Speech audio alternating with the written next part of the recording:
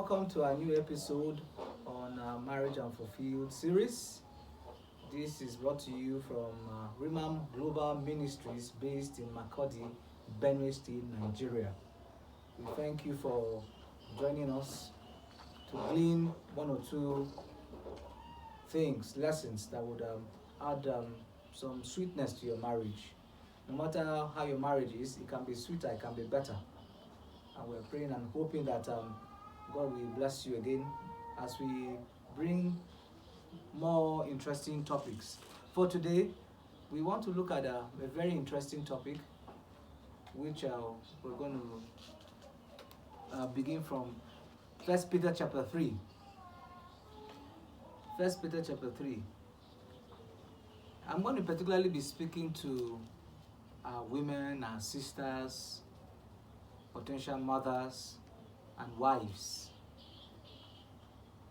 The Bible said in 1 Peter chapter 3 from verse 1, "In the same way, you wives must accept the authority of your husbands." Before we go further, let's look at in the same way.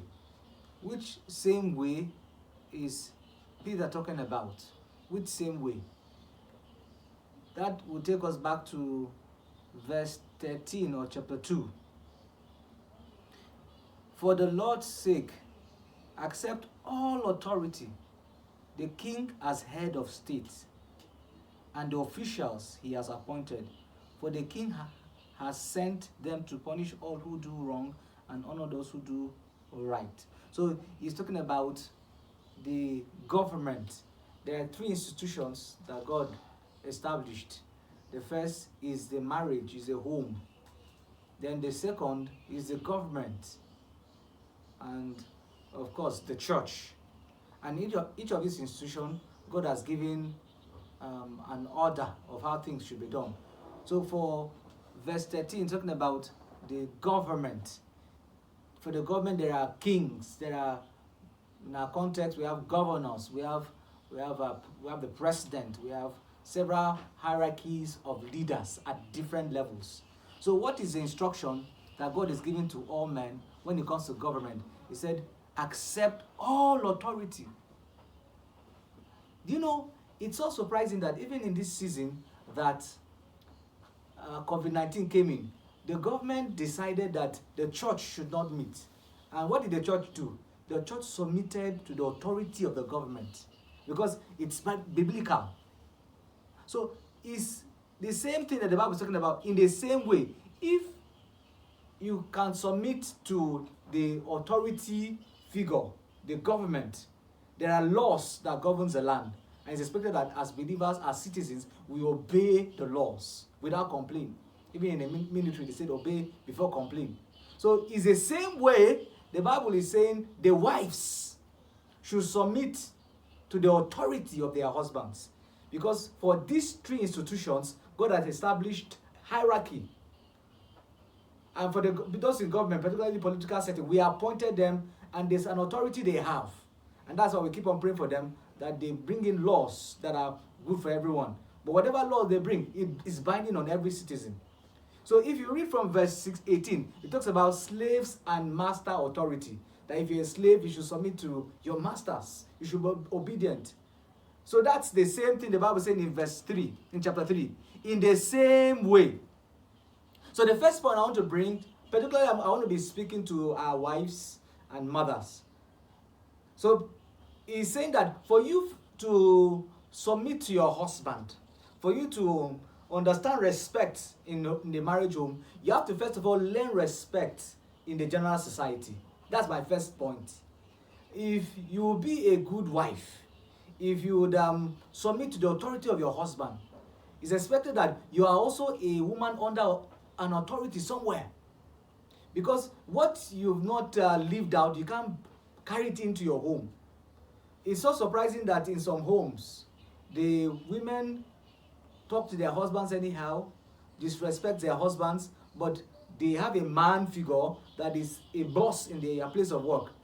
And let me also bring this.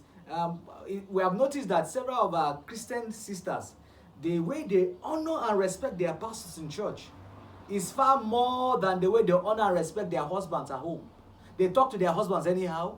They shout at their husbands. But when it comes to their pastor in church, they will almost want to bow, to kneel and do whatever to their pastors. It's okay to, I'm not saying you should not honor your pastors, but the Bible is saying that in the same way, suggesting that if you can't submit, first of all, even as a young lady, you are in a home, you have a father, you have men figures, and the society in schools, you find yourself there are men figures. So my first import in the subject of respect and submission, which is a very key instrument, a key virtue that will bring peace and blessing to your home, is that if you don't learn submitting to your father at home, if you don't learn, listen to me, let me bring this. Anywhere there's a man, even if it's by age is younger than you, there's a mutual respect you bring. The subject we're talking about is, my wife is going to bring the import of the man loving the wife. First of all, there's a general love for everybody. A man should love the wife should love the man. The man should respect the woman will respect the man. But when it comes to order in the body, or order in the family, or order in the church, God has given how it should be done. He's saying that, I want to believe that part of the problem, that there was a lot of divorce, that they came to ask Jesus that Moses permitted divorce, why? And Jesus gave an answer.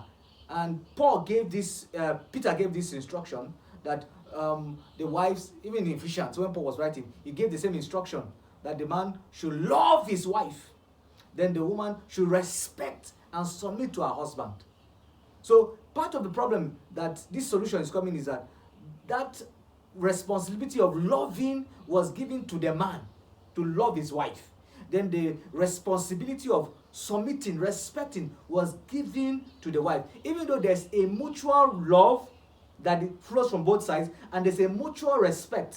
I'm going to bring those scriptures to you also, because before you earn respect or love from the other party, whichever you're giving to the other party, before you earn it, you should give your own. And you're giving your own part, either respecting or loving, is not dependent on whether the other party gives it or not. It comes from, first of all, your love for God, and also in submission to the word of God. So the Bible says, in the same way, you wives must accept the authority of your husband. So if you can't submit to your father, some young ladies speak to their father figures anyhow.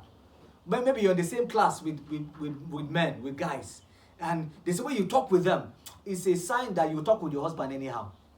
I give you a counsel. If you're a young lady, listen to us. Even though this episode is meant for a marriage, for wives, I want to give you counsel. Every man figure, you learn to respect him. I'm going to bring what that can be, how you can apply it. Learn to respect any man figure. Because the Bible said that God made the man first. Paul was giving that counsel, that the man was created first before the woman. So in I know the African culture, we have this culture of respect. I understand modernism and should I say Americanism, as we've imported it, and some of our cultures, all our cultures are not all outrightly bad. So there's this culture of respect that we have that we shouldn't put aside. And particularly, I'm talking about respecting wives, respecting their husbands. So let me bring some more points quickly within the time frame we have. Let me read through the scriptures. 1 Peter chapter 3. We're still in 1 Peter chapter 3. We're still in verse 1.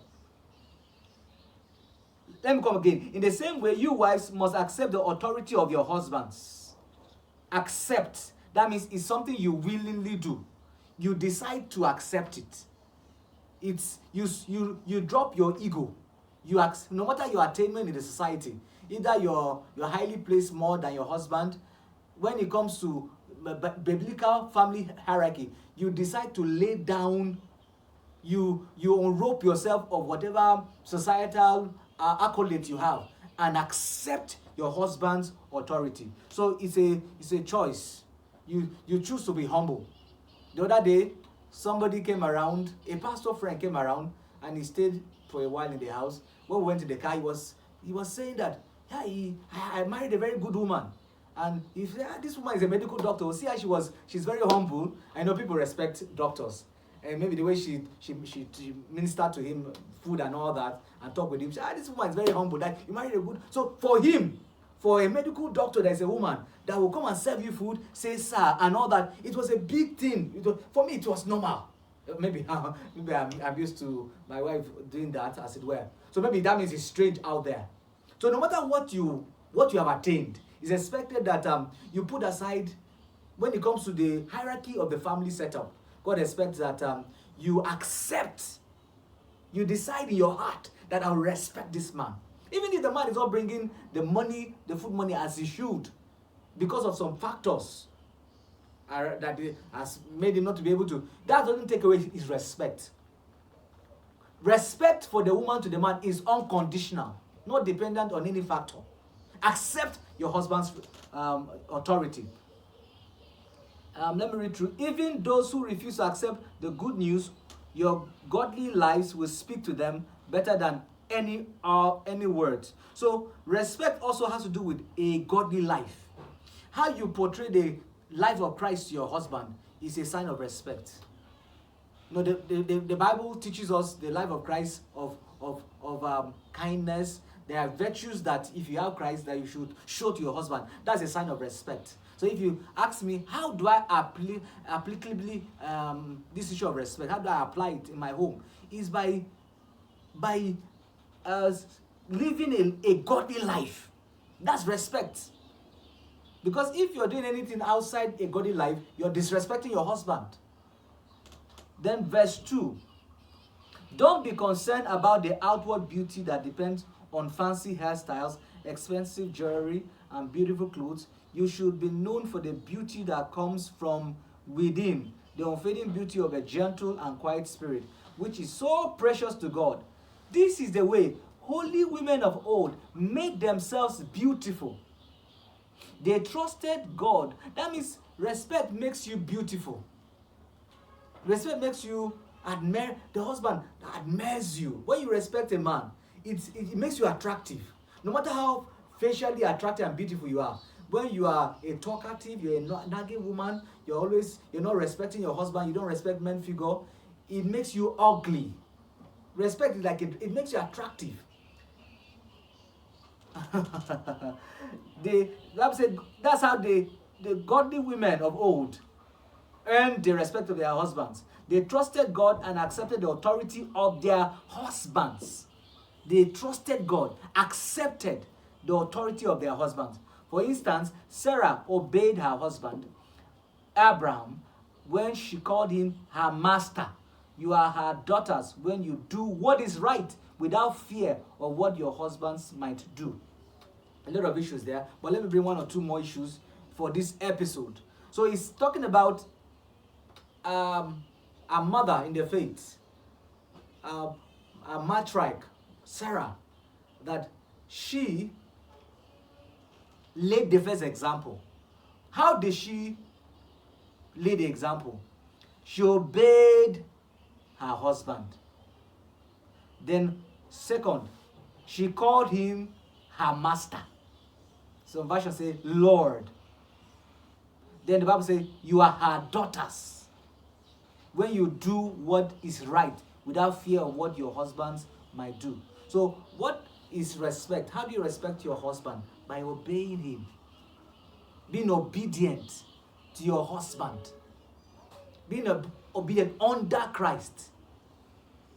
We're talking about your husband. Christ is his own head. He is your own head. So you're being obedient. If you're not obeying your husband, it's suggesting that you're not obeying Christ. You're disrespecting Christ. That's why the Bible likened the relationship of a Christian and that of the church.